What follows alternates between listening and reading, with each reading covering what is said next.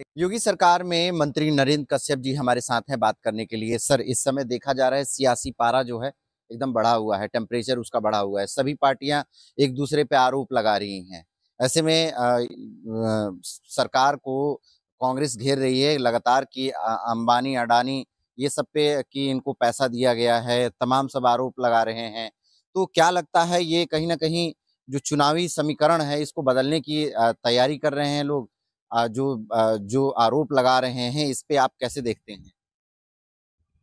उत्तर प्रदेश की जनता ने फैसला ले लिया है कि भारतीय जनता पार्टी के आह्वान पर प्रदेश की सभी 80 सीटों पर भारतीय जनता पार्टी को विजय दिलाने का।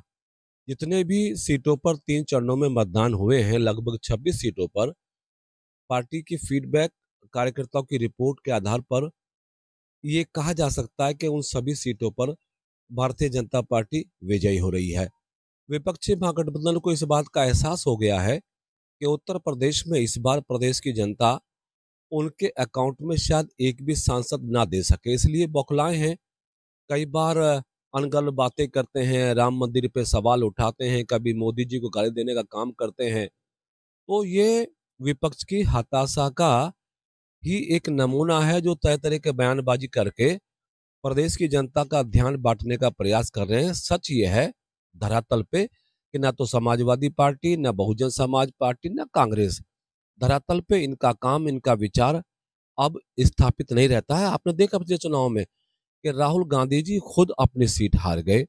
समाजवादी पार्टी की परंपरागत सीटें रामपुर आजमगढ़ में भी भारतीय जनता पार्टी जीत गई। तो धरातल की सच्चाई ये है कि भारतीय जनता पार्टी प्रदेश की सभी सीटों को जीत रही है। कांग्रेस, सपा बसपा का शायद इस बार खाता भी ना खुल सके। सर, आप देखा जाए तो पिछड़े वर्ग को भी आप देख रहे हैं, पिछड़े वर्ग मंत्री भी हैं। इसमें सर विपक्ष देखा जा रहा है कि पीडीए और पीडीएम का जिस तरह से ये कार्ड खेल रहे हैं, क्या लगता है इनको इस कार्ड का मुनाफा और नफा मिलेगा? और राम मनोहर लोहिया जी एक बहुत बड़े विचारक थे, जिन्होंने समाजवाद का नाम देकर देश को संगठित करने का एक सार्थक प्रयास किया था। उनकी विचारधारा को लेकर समाजवादी पार्टी बनी। दुर्भाग्य से उस बड़े विचार को समाजवादी पार्टी ने पीडीए में परिवर्तित करके कहीं ना कहीं राम मनोहर लोहिया की आत्माओं को ठेस पहुंचाने की कोशिश की है। और जिस पार्टी ने अपने आदर्श पुरुषों को ठेस पहुंचाई हो, उस पार्टी का साथ उनके उनके पार्टी के समर्थक मतदाता देंगे, ये हो ही नहीं सकता। इसलिए समाजवादी पार्टी के, कांग्रेस के, बसपा के बहुत सारे लोगों ने भारतीय जनता पार्टी की सदस्यता ली है। और पीडीए हो या कुछ और, उत्तर प्रदेश में ना पीडीए चलेगा, ना जातिवाद चलेगा।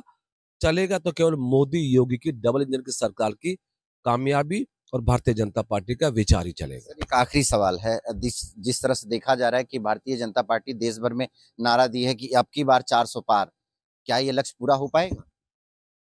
पिछले 2 चुनाव का अनुभव ये बताता है कि 2014 में भारतीय जनता पार्टी ने नारा दिया था कि हम बहुमत की सरकार बनाएंगे। तो भारतीय जनता पार्टी को 282 और एनडीए को कुल मिला के 336 सीटें मिली।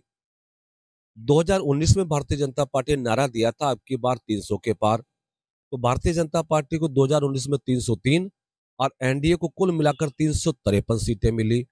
इस बार भारतीय जनता पार्टी और प्रधानमंत्री जी ने नारा दिया अब की बार 400 के पार। निश्चित मानिए इस बार भी देश में भारतीय जनता पार्टी का, मोदी जी का नारा सफल होगा। 400 के पार की जो हम बात कह रहे हैं, ये 450 सीट तक एनडीए इस बार चुनाव जीतकर तीसरी बार सरकार बनाने वाला है। तो देखिए हमारे साथ मंत्री जी थे नरेंद्र कश्यप जी, जो कि जो नारा दिया गया है 400 का पार, तो कहीं ना कहीं उस लक्ष्य पे पूरी भारतीय जनता पार्टी काम कर रही है, पूरे देश में काम कर रहे हैं। और उम्मीद है पूरी भारतीय जनता पार्टी को कि इस बार पिछली बार की तरह जो नारा दिया गया था उसमें सफलता मिला, और इस बार भी जो नारा दिया गया है 400 पार का जो एक लक्ष्य रखा गया है, कहीं ना कहीं वो लक्ष्य के को साधते हुए भारतीय जनता पार्टी काम करी। और आने वाले समय में ये दावा है भारतीय जनता पार्टी का कि हम 400 पार करेंगे इस बार। लखनऊ से कैमरा पर्सन सौरभ के साथ राजन सिंह, जेएमडी न्यूज के लिए।